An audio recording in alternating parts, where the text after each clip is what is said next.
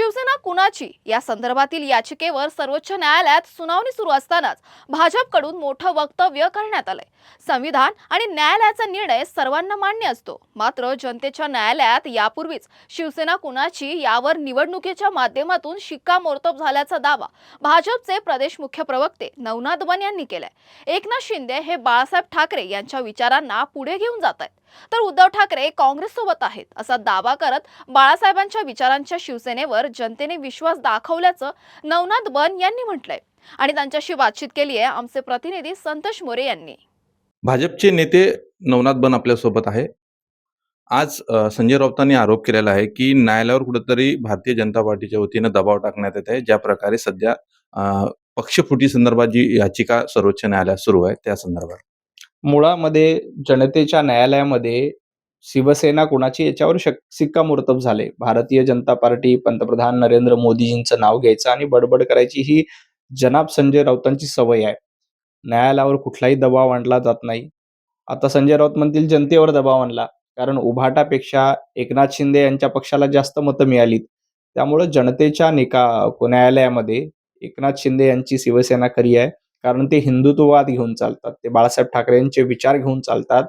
तर जनाब संजय राऊत, उद्धवजी ठाकरे हे काँग्रेसच्या मांडीला मांडी लावून बसलेत। त्यामुळे त्यांची शिवसेना खरी नाही। खरी शिवसेना कोणाची याचं विधानसभा निवडणूक, लोकसभा निवडणूक आणि जिल्हा परिषद, पंचायत समिती, महापालिका निवडणुकीमध्ये निकाल लागलाय। संजय राऊतांनी असं म्हटलं होतं की ज्या ठिकाणी जंतर मंतरवर जे आंदोलन झालं, तर युवकांमुळे कुठेतरी भारतीय जनता पार्टी आणि RSSला रस्त्यावर येण्याची वेळ आलेली आहे। मुळामध्ये पंतप्रधान नरेंद्र मोदीजींच्या पाठीशी 140 कोटी जनता आहे। आज बघा, फर्स्ट टाइम वोटर 2014ला पंतप्रधान नरेंद्र मोदीजींच्या पाठीशी होते, 2019ला पाठीशी होते, 2024ला पाठी होते आणि 2029ला देखील फर्स्ट टाइम वोटर हे पंतप्रधान नरेंद्र मोदीजींच्या सोबत आहे। राष्ट्रीय स्वयंसेवक संघामध्ये सुरुवातीपासून, जेव्हा संजय राऊतांचा जन्मही झाला नव्हता तेव्हापासून राष्ट्रीय स्वयंसेवक संघ हा तरुणांचा संघ आहे। तिथं अनेक बाल स्वयंसेवक, तरुण स्वयंसेवक सातत्यानं संघाच्या शाखेमध्ये हजेरी लावत असतात। परंतु संजय राऊतांच्या डोक्यावर परिणाम झालाय।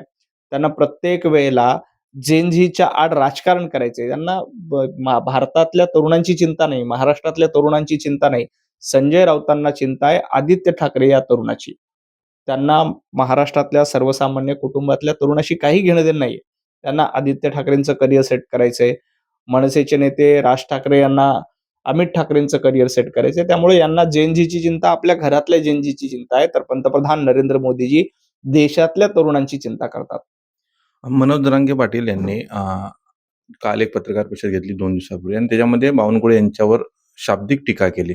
मात्र कुठेतरी ओबीसी समाजाला जे प्रमाणपत्र देण्यात आलेले, मराठा समाज ओबीसी समाजाला, त्यामध्ये कुठेतरी दबावामुळे कुठेतरी जे दाखले देण्यात ते रद्द करण्याचं काम कुठे सरकारकडून करण्यात, त्यामुळे 30 ते 25 आमदार हे पाडण्याची त्यांना इशारा दिलेला आहे। मुळामध्ये मनोज जरांगे यांनी समजून घेतलं पाहिजे की बावनकुळे साहेबांना कुठलाही अधिकार नाही कोणाचं प्रमाणपत्र रद्द करण्याचा। जे काही बोगस प्रमाणपत्र असतील ते जात पडताळणी समोर येत असतात। जात पडताळणी समिती ही स्वतंत्र समिती आहे, त्याला एक वैधानिक दर्जा आहे। वैधानिक दर्जा असलेल्या समितीवर कोणालाही आक्षेप घेता येत नाही आणि ज्यांचं प्रमाणपत्र योग्य असेल त्यांना प्रमाणपत्र मिळतं, त्याची व्हॅलिडिटी होते। महाराष्ट्रामध्ये अनेक मराठा बांधवांना कुणबीचं प्रमाणपत्र मिळालं, त्यांची व्हॅलिडिटी झाली, ते त्यांचं आरक्षण कायम राहिलं, ते जिल्हा परिषद सदस्य आहेत, पंचायत समिती सदस्य आहेत, नगरसेवक सदस्य आहेत। आता एखाद्या प्रकरणामध्ये त्यांच्याकडे कागदपत्र नसतील, कागदपत्रांचा पुरवठा त्यांनी केला नसेल, तर अशा एखाद्या 2 प्रकरणामध्ये त्यांना प्रमाणपत्र मिळालं नसेल, तर लगेच सरकारमुळे मिळालं नाही असं कसं काय? जर बाकी सगळ्यांना प्रमाणपत्र मिळतं, त्यांची व्हॅलिडिटी होते, त्यांना लाभ मिळतो आणि 3-4 प्रकरणामध्येच तुम्ही घेऊन जर का सरकारवर टीका करत असाल, तर हे योग्य नाही। मनोज जरांगेंना एवढंच सांगायचंय की सरकार हे मराठा समाजाला आरक्षण मिळावं यासाठी एकाही मुख्यमंत्र्यांनी प्रयत्न केले नव्हते। शरद पवार साहेब महाराष्ट्राचे मुख्यमंत्री होते, विलासराव देशमुख महाराष्ट्राचे मुख्यमंत्री होते, काँग्रेसचे अनेक मुख्यमंत्री महाराष्ट्रामध्ये होऊन गेले। मराठा समाजाला आरक्षण एकाही मुख्यमंत्र्यांना देता आलं नाही, ते देवेंद्रजी फडणवीसांनी दिले। त्यामुळं मराठा समाजाच्या सोबत कोण आहे? मराठा समाजाला सुविधा देण्याचं काम, त्यांना आरक्षण देण्याचं काम, त्यांच्या विद्यार्थ्यांना सवलती देण्याचं काम कोण करते? तर देवेंद्रजी फडणवीस करतात। आज ओबीसी प्रमाणे सर्व सुविधा माझ्या मराठा बांधवातल्या तरुणांना मिळतात. हे कोण करतंय? तर भारतीय जनता पार्टीचं सरकार करतंय. मनोज जरांगे पाटलांनी हे समजून घेतलं पाहिजे.